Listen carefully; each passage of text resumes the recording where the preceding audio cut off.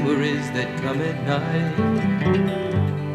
Take me to another time, back to a happier day. Well, moving on to something equally as nerdy. I wanted to talk about some of your first comics that you ever got into. I'm going to ask you guys, what was it that did you in? So I brought in something that it's basically a graphic novel of early Spider-Man. When I say early, not early for me, in the late, mid-'80s. Oh, that's right, we have a camera. I always forget about that. This is the best of Spider-Man graphic novel. It's essentially Stan Lee and Steve Ditko Spider-Man. Yes, and Steve Ditko. Yep. And what's really interesting about this, I'll just kind of give you the backstory, is the lady used to babysit me. Her daughter had this, and I just thought it was cool. I was into like Spider-Man and Batman as a kid, but I never really got into Spider-Man that much. And then so I started reading this. I loved it to death, and I was just like, she let me have it, and I took it home and I read the fool out of the thing. And it's a lot of the like the newspaper strips. Yeah, well, this is it's a collection of essentially newspaper strips, exactly. And so you have these really defined panel layouts, and it's neat to see. It's all in black and white, and it's really neat to see how they address. But it starts off like it does an origin story, and then you get different villains in there. You get Kingpin. You get I'm trying to remember who else. I haven't read it. You know Doc Ock's in there somewhere. Yeah, Doc Ock is definitely in there. I mean, just think of the time whenever Steve Ditko was doing art. It was in like the Sunday funny papers. That's amazing. Exactly. It's the art is super cool. Like when I go back and look at it now, it's got definitely this style and nostalgia about it. I think it's just super. It takes me back to that time. And so that's what I think it's. I mean, it's all black and white stuff. I mean, it's just so clean. It's just. I think it's great skill. Nothing. It's just sexy as hell. It just says something about Steve Ditko that suit hasn't changed at all. Almost. I mean, it changed over the years. And whenever they change it, they change it back. It always comes back to that right there. You know. The eyes change a little bit, but for the most part, the whole formula is pretty much there. Yeah. What great stuff. But what's neat to me about the fact that you have these kind of newspaper panels that you can't do all the fun, gimmicky stuff with these giant comic book panels that you can. So you got a limited amount of time to tell a story. It comes out. I think this was a daily strip. And it says something about the writing and the art that like you're given these 3-4 panels if you squeeze it up really tight to tell your story for either a day or a week. Mm-hmm. And like that's all you got. I mean, just that condensing your storytelling to that tight of space and still be able to do it so well speaks so much for just, I mean, where this came from, the artists, the creators, everything. Don't call him Stan the Man for nothing, guys. This is true. Yeah, Stan Lee, yeah. He takes credit for a lot of other people's work, kind of like Bob Kane. Yeah, but it's warranted here. I think it's. Right. I mean, still all. But we're talking about Spider-Man. Oh yeah. The writing here is really. I mean, I was reading this as like an 8-9-year-old, and I totally got it. And I go back this isn't my original copy that I had. I lost it. I don't know what I did. So I bought it again off of Amazon, and I'm rereading it now, and it holds up. It's really good. Even as an adult, I can read the stuff, and it's still as entertaining. And there's like things there that I didn't catch as a kid, but it's cool that I could catch it. I could read it and get some enjoyment out of it when I was that young. Yeah. So we got the rest of you guys. What's the first thing you remember, or what kind of like got the hooks in you? Spider-Man. The Spider-Man comics. I don't really remember reading a whole lot of comics when I was younger, but the animated shows really got me. Oh, the one that was on Fox? Yeah. Gotcha. That and X-Men. X-Men. Those two shows. Spider-Man. Spider-Man. Just his rogues gallery. He's my favorite superhero of all time. He probably always will be. Regardless, Joe Perry, by the way. Regardless of what they do with that character now, if it's Peter Parker, if it's not Peter Parker, whatever. I don't really follow it too much nowadays. But man, all those villains that he has and all the crap that he has to go through on a daily basis, he's always been my favorite. I really think Spider-Man's Rogues Gallery is the only one that gives Batman's Rogues Gallery any kind of competition as far as like quality. I would agree with that. Yeah, that's a valid. I mean, for any one character's rogues gallery to The even just the sheer amount that they both have. And on top of that, the quality of Well, yeah, the quality. Yeah. And some of the stuff. and that how well some of those villains defined are put each villain is, and like their grudge against their antithesis, Spider-Man or Batman. yeah, equally iconic. Yeah. through. So I mean, I have, oh gosh, probably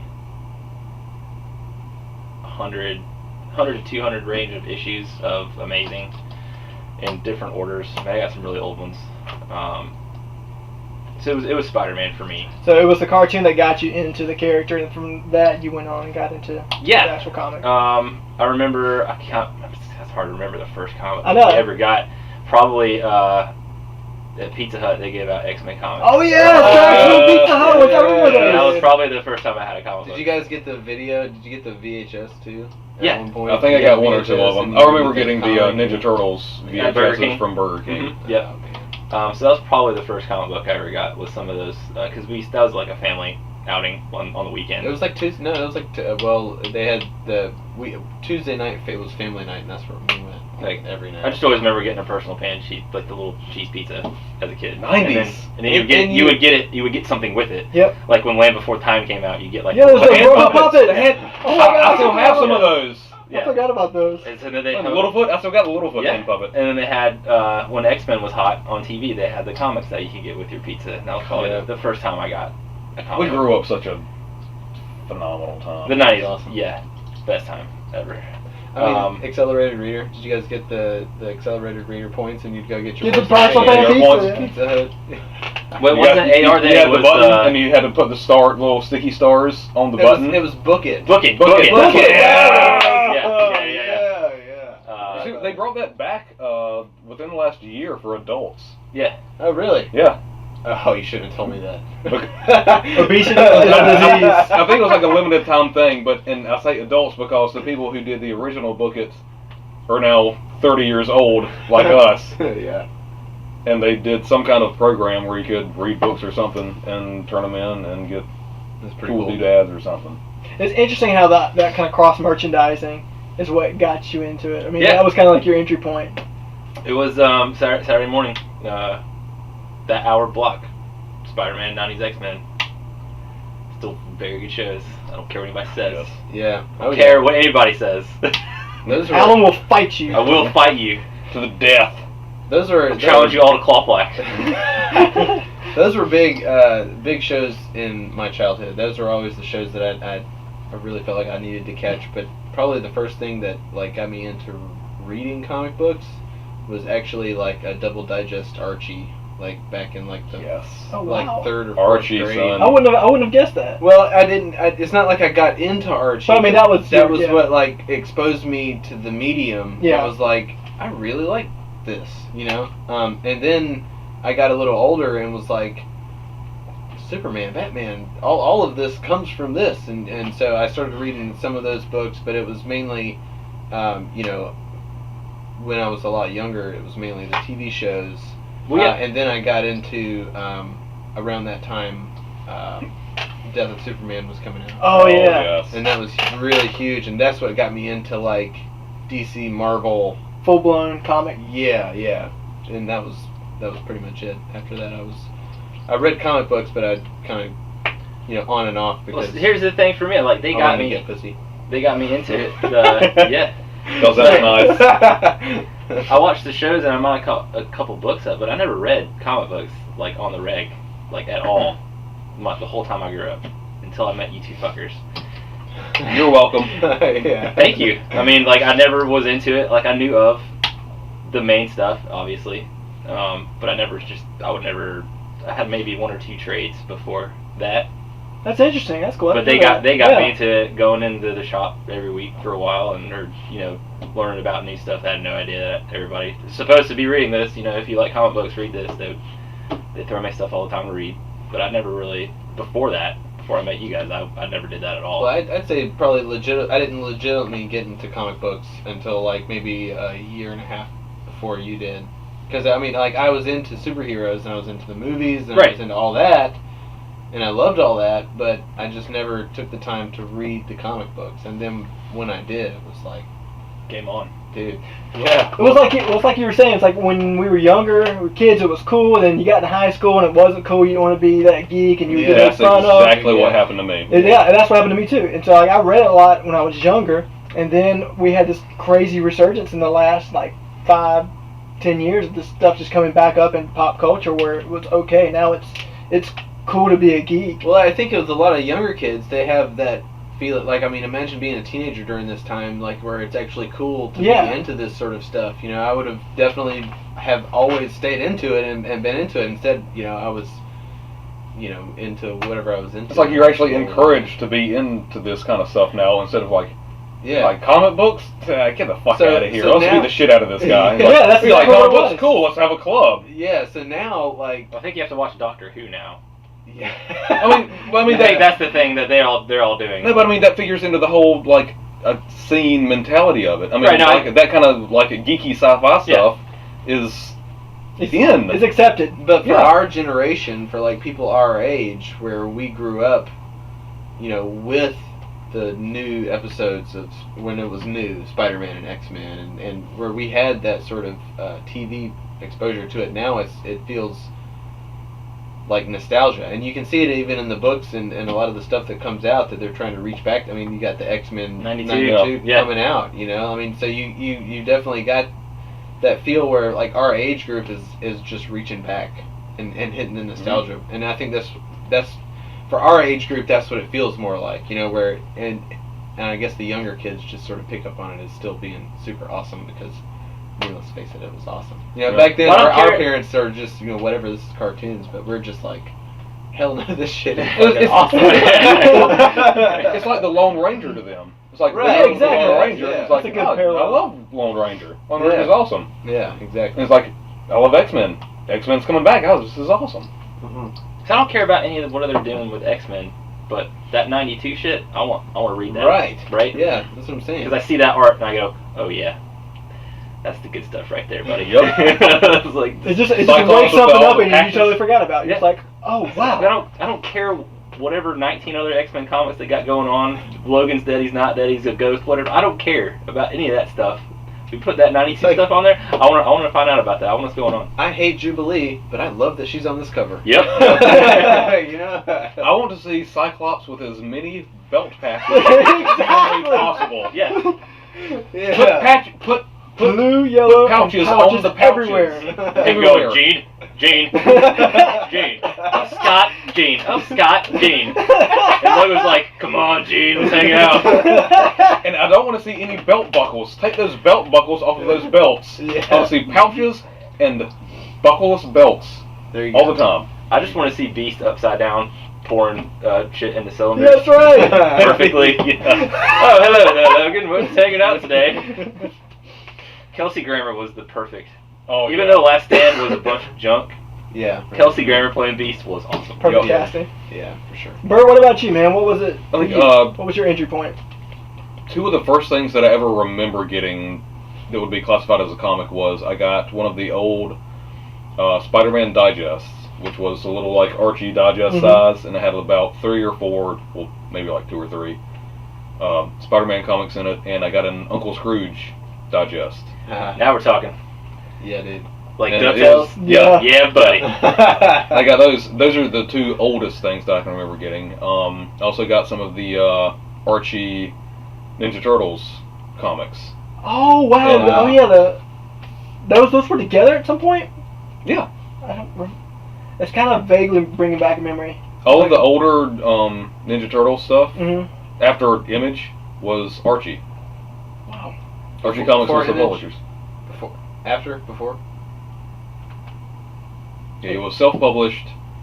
Then I think some of the Image stuff and some of the Archie stuff might have been coming out around the same time. Okay. We can Because fact check it later. the Archie stuff was more kid-friendly. I mean, some of the Archie stuff was pretty fucked up. I mean, like Raphael got his eye gouged out and all kind of stuff. It got real for a couple issues. She got real. She got real.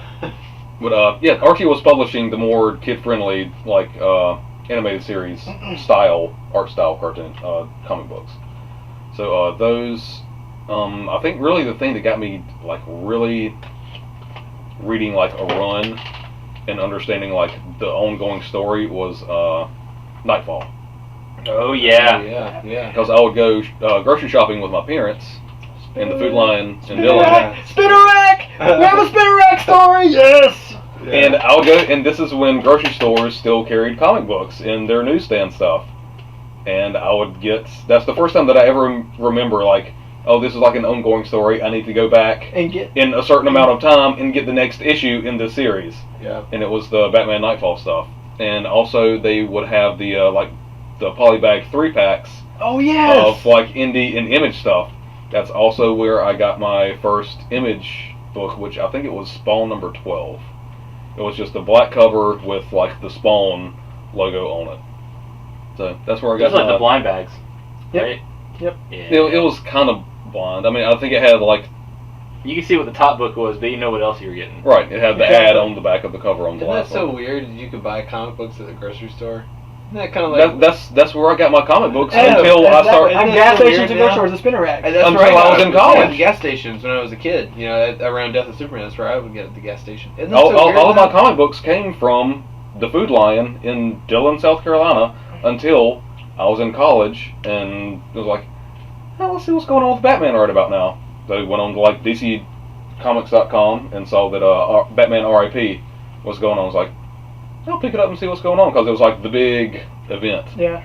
So I went into, I think it was Planet Comics in Anderson, was when I was at Clemson, and got like the first issue of the Batman R.I.P. stuff, and The rest they say is history. Batman R.I.P. is, that's where my whole infatuation with comics found its resurgence, I guess. When you say going back to get, each month's comic, my first comic to do that with was X-Force, and like the Rob Liefeld X-Force, and then I started doing it with Jim Lee X-Men. Oh, man, Jim Jim Lee Lee. again. Getting that stuff off of spinner racks at either the gas station or the grocery store. And I calling my Mom, I gotta get the next issue. Mom, please get it. It's number 5.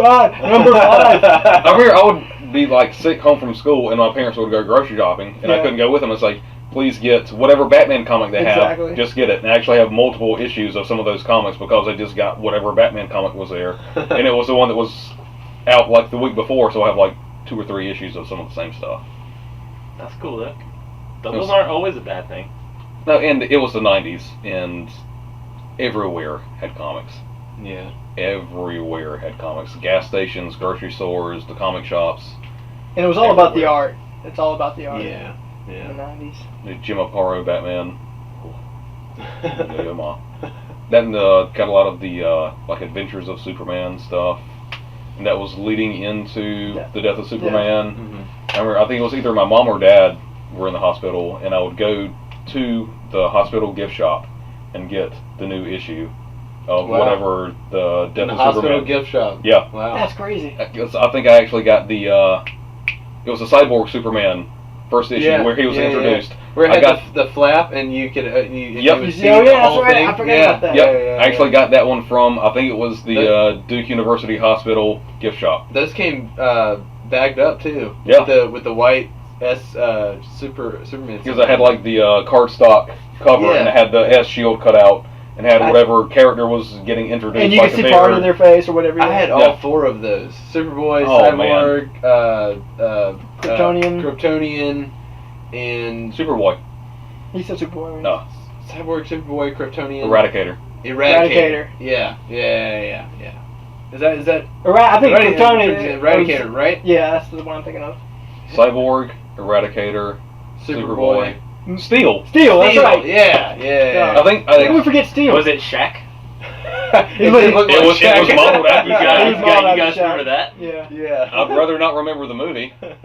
And I'm back in the conversation. And he's back.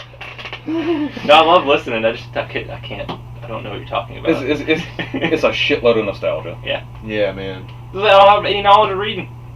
I'm sure there was something comic book at some point when I was growing up, but I don't remember it at all. I started watching TV I shows and definitely playing don't with a remember bunch of my first action one. figures, man. I had all the toys. Well, we did that too, man. Yeah, I had lots of action figures. No, you didn't.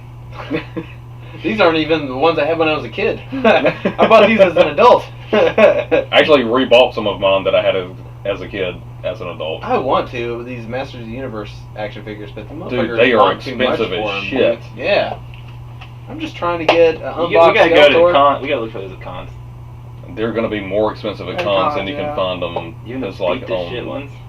Yeah. I've been to thrift stores and they've had unboxed like He-Man and Skeletor and a bunch of them up there, but they always want like, I don't know, just too much for them, more than I'm willing to pay.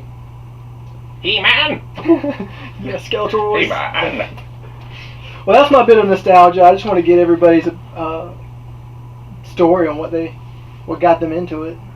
And I've always just been a nerd, and all this kind of like fantasy kind of stuff has just always appealed to me.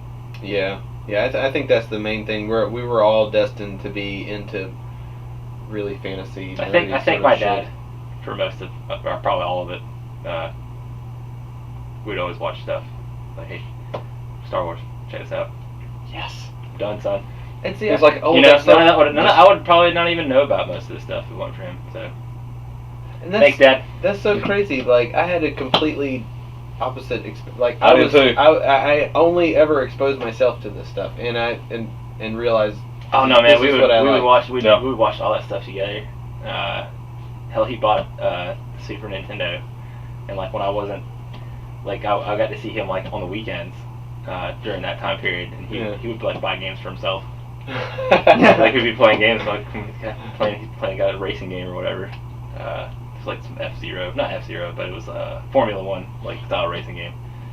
We played Turtles. That's some of my best memories playing Turtles in Time. Turtles in Time. Oh, that's Yeah. great. Oh, yeah. Me and my dad co-op, and like we played it enough where like we tried hard mode, and we're like, we can do this, because you get a different ending if you beat it on hard mode. Like Splinter says like one thing different than he would before, but but like, we had like a goal, man. Like it was on it. So I wouldn't be any of that shit probably because if it wasn't for him. So. I think I was more like Joe. As far as like my dad was just like a super southern man. Yeah. Like he didn't care about any of this kind of stuff, but he knew that I showed an interest in it, and then he, I guess, supported it or feigned interest or wanted to show an interest in it or accepted it, and that was really cool. It's like, thanks. Yeah, that was kind of my dad. If there had been a video game about building an engine or rebuilding an engine, he'd have been all about it. but there wasn't. You know, it was Mario, and he would be like, "Okay, cool. I'm gonna go watch car TV or you know whatever he was watching at the time. Chew tobacco. Do some man shit for a little while." For me, it was my best friend's dad. I would go hang out at their house, and we would go to like the BP or the whatever the gas station was, and he would buy them comics, and hey, go ahead, pick you out one. He'd let me get one, and I'd get one. I was like, oh. That's where I got my first X-Force from. Nice. And then when I got into it, my mom was always like, yeah, sure, we'll get you whatever. Oh. That's a huge thing. My parents didn't care. Honestly, I mean, they didn't care about comic books. I mean, that wasn't their thing growing up. But the one thing that they did encourage me was to read. And they didn't care what I was reading as long as I was reading. And as long as I could get a magazine, comic book, paperback book, anything, they didn't care what it was. As long as I would just read, they would buy it for me. And I bought the shit out of comic books. Our parents weren't like the crazy parents that didn't let their kids read Harry Potter. No. It was just go be what you're into being and cool. You know? I mean, my dad was all there with me, you know, loving it most of the time, and my mom probably half paid attention to it, but she still enjoyed some of it, you know. Like, she's so funny. She'll like she'll like the worst part. Like there's like a series of movies, you know. My mom liked like, Spider-Man 3. So that sound. My mom. Yeah, you heard that. Yeah, I know you watch these. Spider-Man 3 is awful. Talking about I've only seen it once, but like the fourth Pirates movie came out. It's like, oh my god, I went and saw it, and that's my favorite one. I'm like, there's no way. Baseball. It's Pirates 1. That's it, son. You're done. But Yeah. but you could tell she's, because I got a younger brother, and he's worse into than me about some of this stuff. Like, he Yeah. wears bow ties to school, like, every day. Those bow ties are cool. Doctor Who, man. That's Yep. that's why I said it earlier, because that's Yep. what they're all talking about. They're playing Minecraft and Destiny and watching Doctor Who. The difference is he doesn't get beat up because of that. Oh, no, because it's cool to be a geek. If you we didn't- did that in school, we would get our asses handed to Whooped. us. Bow ties. Yeah. No, that was in the story. Let me tell you one of my Wearing a damn bow tie. exactly. Let me tell you one of my geek stories. I remember reading like one of the Star Wars books that were like set after Return of the Jedi, like the Throne trilogy or something. I remember reading that in high school. I remember this one guy coming up and just picking on me hardcore. I was like, Yeah. God, why did I do this? Oh, why did I bring this to school? I feel so ashamed. I think one of the good things about, at least with my experience, was I grew up with pretty much the same group of people from 5 years old up until 18 years old. And they knew what my deal was. Yeah. They knew I liked that kind of shit. And they grew up with me and was like, yeah, that's normal. So I didn't get picked on that much. But for the most part, they just didn't share a lot of some of the same interests that I did. Yeah. So I didn't get it quite as near as bad as some of the people growing up in like larger towns, where there was more of a range of people who could kick your ass. Florence isn't huge, but there was enough to where, like Jim said, if you brought that Star Wars book, it was kind of bad news, But I completely got out of all that stuff. I saw that train coming. I said, He's like, nope. I'm jumping the fuck off. I didn't do any of that shit during high school. Yeah. It had to be cool. Around 8th grade, I was like, no, No. this shit will get me beat up. Yep. I've got enough stuff going against me. let me just get where in the safe zone. Oh, that's awesome. I didn't have that problem. Well, it was about from 8th grade till about 10th grade where you start to realize fuck everybody else. Yeah. Kind of thing. No. Get That's that kind of attitude. where I was at most of the time. I didn't get there. It took me a little while. Yeah, I cared way too much about what other people thought to keep doing the things that I really like doing. I Yeah. think like the freshman year of high school was like that, but then after that I was like, oh, give a shit. That's what I'm saying about 10th grade, man. I mean, I was always still kind of awkward and just kind of the kind of nerdy one and geeky one, but Actually, I didn't go to it to that great of a length that I'd like openly brought comic books to school and that kind of stuff. Oh no, I didn't do that. when Come I out the sta- comic closet. Yeah. That's what you're saying. when I started playing in a band, it was like I could do whatever I want. I don't give a fuck. I play in a band. Yeah, What do that's what the do truth. do? Exactly. As soon Yeah. as you learn to play an instrument, you can. Yeah, I learn play. that. I play in a band. What the fuck do you do? Yeah, I read comic books. What the fuck? I play in a band. Fuck you. Fucking nerd. Nerd. So, yeah, cool stuff. Jim, hell of a topic, buddy. Yeah, man. We could talk about that one for a long time. Awesome. But we got, 104, 105, 7. 107. Yeah, I think that's got to cut us off for this week. 107, the hot mix. What is it? 107, 107.34. The hot mix. The hot mix. Provocative viewing. All right. WCUM.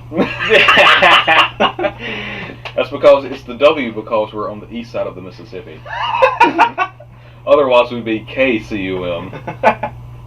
All right. Thank you guys for listening so much. We love everybody who listens to the podcast, watches the YouTube stuff.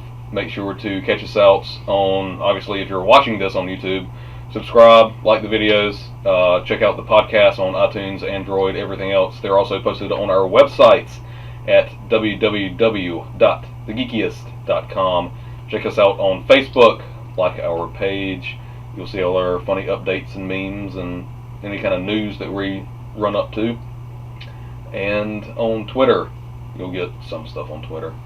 There's not we don't do a whole lot of stuff on Twitter, but we're on there. I got lazy. I'm sorry. I just in follow it general. on Twitter. I was wondering what. Yeah, it's because you're not on Facebook. I know. Well, now that I know that Jim's waiting, I got Jim out there. Just do it for Jim. I will. man. I Uber will. me out. I'll just do it for you, buddy. Thanks, man. Thanks. We're on Twitter. I know at least our new videos and our podcasts get posted to Twitter.